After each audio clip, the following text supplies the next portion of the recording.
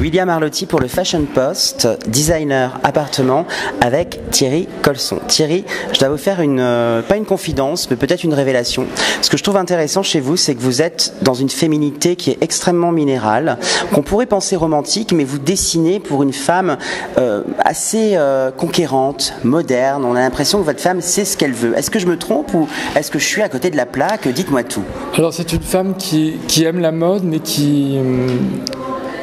c'est plus une question de style que de mode en fait, parce que certains vêtements sont intemporels. Après ça peut se marquer de la saison, mais les tendances ne m'intéressent pas du tout. C'est plutôt effectivement, vous avez raison, un type de femme qui existe, qui a un pouvoir d'achat, mais qui adore mes vêtements parce qu'il y a une histoire et il y a une légèreté aussi. En fait, ce qu'elles apprécient beaucoup, c'est que ça les accompagne.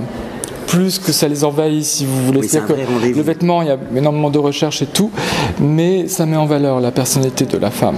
Et en fait, on a des clientes qui vont des adolescentes jusqu'à des femmes de 80 ans. Bon, c'est pas forcément les mêmes choses, quelquefois oui. Donc c'est assez amusant. La manière dont les femmes s'habillent a évolué. Un designer est un peu comme une éponge qui accompagne l'époque.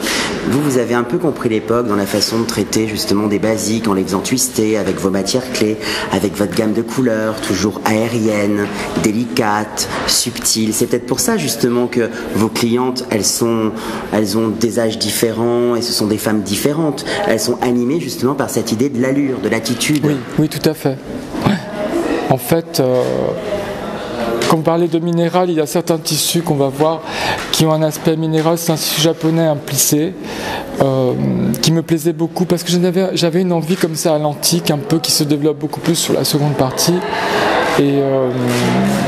Et la gamme de couleurs, c'est vrai, assez délicat. Aérien, c'est un bon adjectif pour me définir aussi. Et puis vous savez, je trouve qu'en ce moment, les femmes ont envie de s'envelopper. Alors vous me parliez de robes inspirées de la Grèce antique. Oui, il y en a certaines. Il y a cette idée justement du plissé, de l'enroulé. On va vous le montrer. Je pense que c'est une des celles qu'on n'a pas sélectionnées, mais qu'on va vous montrer. On va montrer la marine, Maric peut-être, tu vois, avec le harnais. Quand vous pensez justement à cette femme... Non, la courte.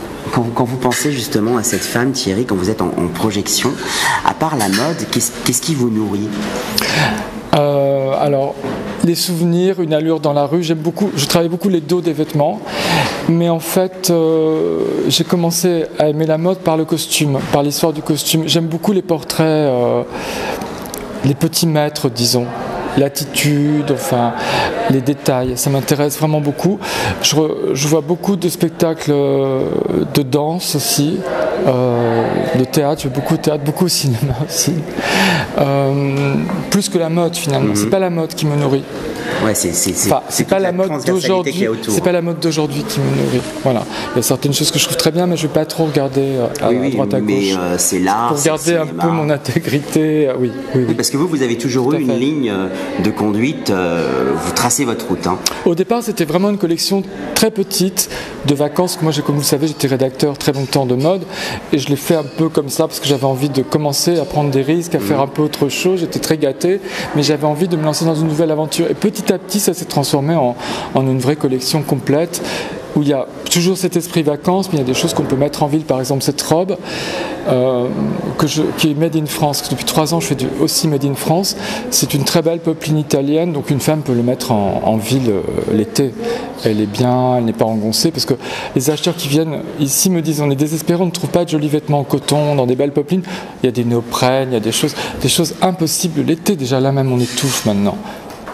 J'avais une question par rapport, vous savez, la mode mise en image quand on travaille pour un magazine n'est pas la même mode qui est portée. Non. Comment est-ce qu'on arrive à switcher justement de cette mode photographiée, fantasmée, il y a des éléments sémiologiques dans l'image, à une mode réelle? Comment est-ce qu'on arrive à twister, à franchir le cap?